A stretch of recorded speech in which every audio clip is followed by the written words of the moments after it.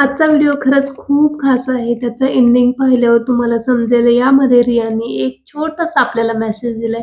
तो तुम्हाला कळाला की नक्की कमेंट करून सांगा.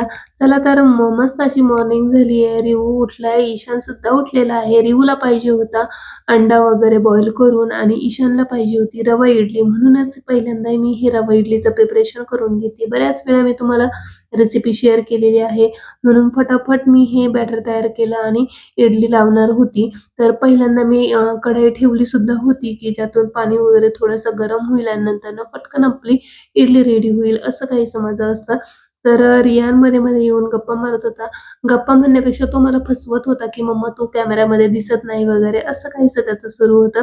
आणि ईशानची इडली लावून झालीच होती, तर मी इकडे अंडाही बॉईल करायला ठेवला. इडली सुद्धा माझी पटकन झाली होती आणि 10 मिनिटातच इडलीचा कुकर होऊन जातो. तर फटाफट म्हटलं आता ईशानला पहिल्यांदा मी तर ही इडली देऊन देते आणि मी इडली म्हटलं की त्याला चटणी हवीच असते. चटणीसुद्धा बनवून घेतली होती. आज जरा खोबरं सुकलेलं म्हणजे सुकूनच गेलं होतं खरं तर त्याचीच इडली बनली होती. पण फ्रेश खोबऱ्याची जी चटणी असते ना, तर ती खरंच खूप अप्रतिम लागते. रियानसुद्धा चेक करायला आलाय की "मम्मा माझे अंडे बॉईल झाले की नाही?"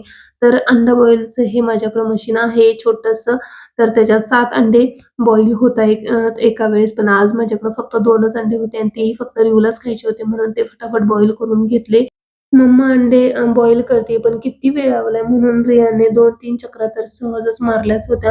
आणि आता सुद्धा आलाय मम्मा, की कसे बॉईल झाले आणि ते टर्पल का काढले असं त्याचं विचारणं सुरू होतं. ते खाऊ का मी? म्हटलं, "हो ठीक आहे, तेच खा तुला आवडत असेल तर." तर रिहूला अंडे वगैरे आता बॉईल करून देतीये आणि त्यानंतर मला लावायची होती ही मेहंदी. तर हिनाची नॅचरल शाईन मेहंदी आहे ही आणि इन्ग्रीडियंट पण छान होते त्यातले म्हणूनच मी ही चूज केली होती. तर रिहूचं खूप रात्री चाललं होतं बिग मार्केट आणि त्यावरून त्याने मार सुद्धा खाल्ला होता. नाही, आता आईस्क्रीम खाऊन आला ना तू बिग मार्केटवरून.